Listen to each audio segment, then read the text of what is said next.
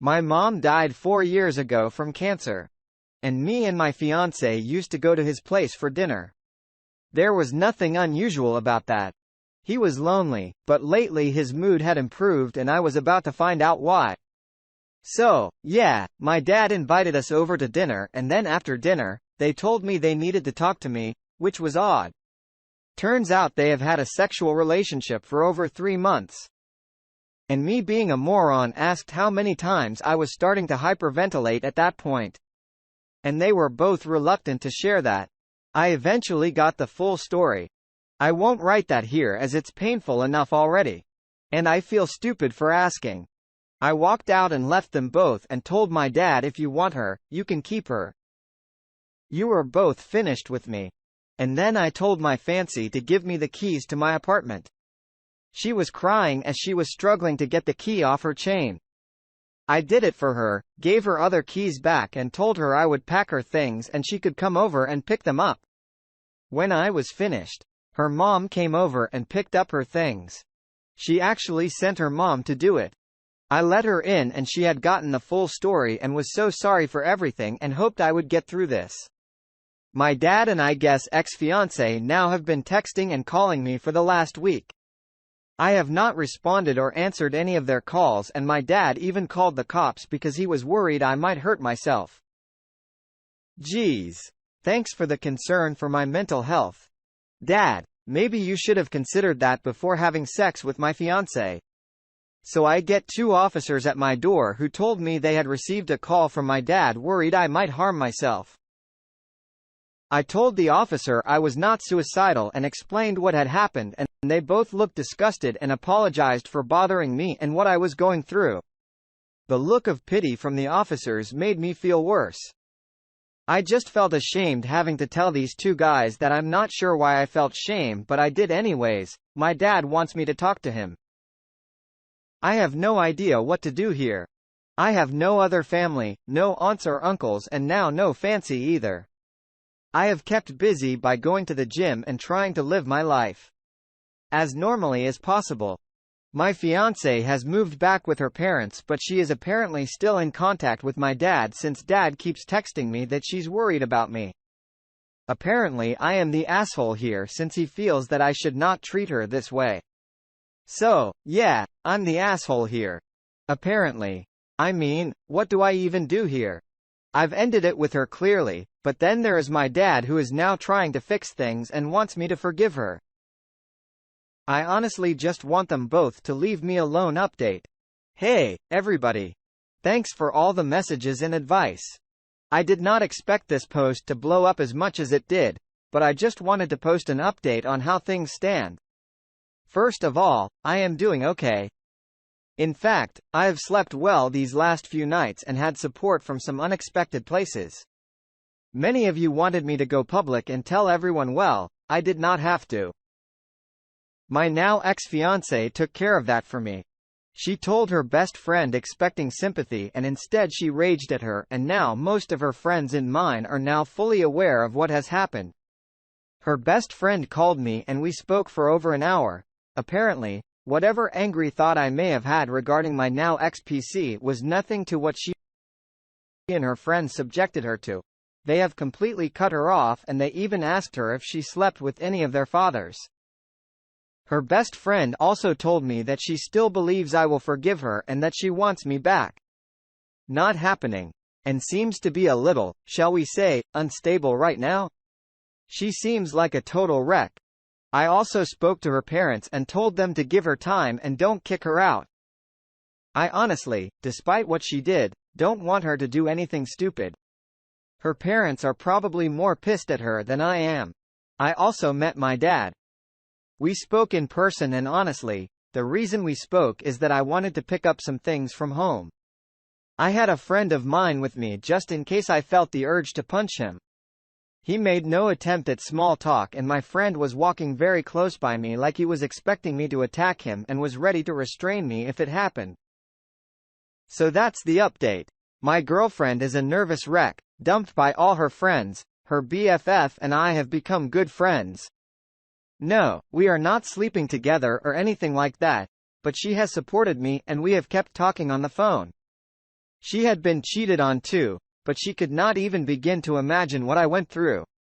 Honestly, I feel okay.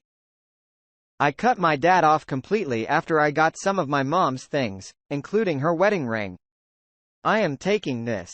I told him and he did not argue, and you can have this, and I gave him my engagement ring, not expensive. And honestly, I did not know what I was going to do with it anyways.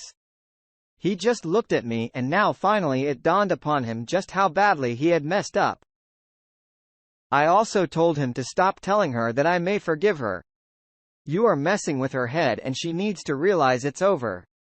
He said he would not contact her again. I told him I did not care if he did or not. Final update. Hi. I just decided to post one final update since I have been bombarded with questions about how I'm doing and if anything has happened. I am doing okay. My dad and my ex-fiancée have not contacted me at all and have left me alone. I have had moments where I felt lonely and angry, but I had people who have been there for me, my ex-fiancé's BFF, and I have gotten close, and we decided to go on a trip, just me and her. We are not together, but we have gotten close. My dad and my ex-fiancée, like many predicted, have been talking and someone spotted them together in town.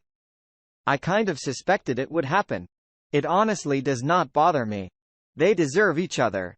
And I'm just thankful I found out before I married her. More people have found out what happened now. She and my dad have lost a huge part of their social circle. So I guess with many disgusted with them both, they found each other. Misery loves company after all. I also made it clear to my other friends that if they wanted to contact her and talk to her, that it wouldn't bother me. I don't want to control anyone or make anyone feel they have to stay away from her because of me. I am not going to be a vindictive asshole that only hurts me in the long run. So to summarize, I am doing okay, still seeing the therapist, and have gotten close to my ex-fis former best friend.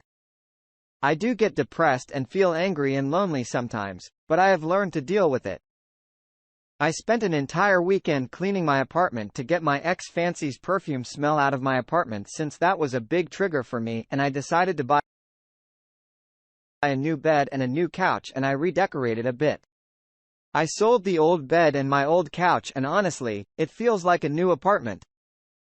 A fresh start, if you will. Thanks to everybody for your advice, concerns and comments. They helped a lot and I needed to vent about it. Wow, man. I'm so sorry that you had to go through this, but you did an incredible job of handling the situation and you have nothing to be ashamed of. The trash took itself out, and in its place, you have a great support system that I hope you will lean on, because that will make things easier. One thing I do want to say is your ex had an incredible friend group, and all of those people showed immense integrity with their actions, and they should all be very proud of themselves. It's not easy to lose a friend, and it's even harder when you are faced with a situation like this where their moral turpitude puts you in the position where you have to make the choice to cut them out of your life. I cannot even describe in words my hatred towards your dad for what he did. He is truly a monster. And if I were you, I would change my number, move, and never have contact with him again. The same goes for your ex. Neither of those scumbags is worth even a breath of yours. It's great that you are seeking therapy, and I wish you all the best with your recovery. Now, let's get into today's second story. My wife and I have a 5-year-old boy. My son is my favorite person in the world.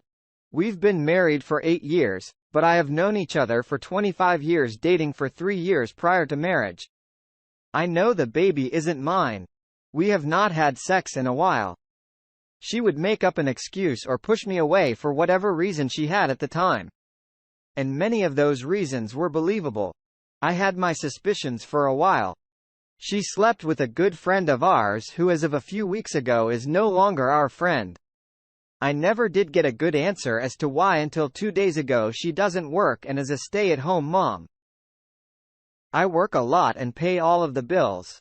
We own our home outright. 2 nights ago, she dropped this bombshell on me. When I got home from work, she was crying and calling herself an asshole, a bad person, etc. Then she said she was sorry for hurting my feelings as opposed to sorry I cheated. She said she has not told anyone, not even our friend, the father, only her sister. We made an agreement that she would terminate the pregnancy and go to counseling. I was awash with emotions I have never felt before. But I thought to myself, maybe this could be a new beginning for us to preface the next paragraph. I've always wanted a second child. According to her, her doctor told her she could not have any more kids. I was not at that appointment and trusted what my wife told me. I had no reason to not trust her. At this point, this was 2 years ago. I know now that this was bullshit. I've also been tested and I was fertile last night. She came to me with a knife and asked me to kill her son because that is what I was asking her to do. She then tried to blame me for her infidelity, which I know is bullshit. She then started calling her pregnancy a miracle. This was an entire world of crazy for her that I've never seen before. Maybe I was just naive. She wants to keep the baby now and I told her I want a divorce. I am very uncomfortable with the thought. I won't be able to read bedtime stories to my son every night now and do the things we do every day together, and I'm not comfortable with my wife meeting someone new and my son calling him daddy because we are in California. I know I am screwed when it comes to divorce and child custody, and that isn't helping things. I cannot afford a lawyer, let alone a good one. I have done nothing wrong here. I've been telling myself that since E-Day I get to go home and deal with this mess in a few hours. I don't want to see her, talk to her. I just want to see my son. I'm sorry if this seems all jumbled up, but I can't really think straight right now. Thank you for reading. Your wife is demented. She is determined to mess with your head and heart and guilt trip you. Soon she will start telling people you were abusive and had to escape. You start telling everyone, you know the truth. Get ahead of this game before she muddies your name and destroys your reputation. And then lawyer up. You need a recorder to record all your conversations with your wife. A false accusation might be her next step. You say she slept with a good friend the way you wrote it. I got the impression that you think it was only once. My experience is that the chances of this being a one-time thing are close to zero. It's most likely an affair of some length unless you have proof otherwise, like their texts saying it was only once. I think you're better off assuming it was some weeks, months of an affair. Get away from this crazy woman as quickly as possible. Thank you for listening to today's stories. If you enjoyed listening, please feel free to like and subscribe if you haven't already. Also comment below with your thoughts on today's stories. Take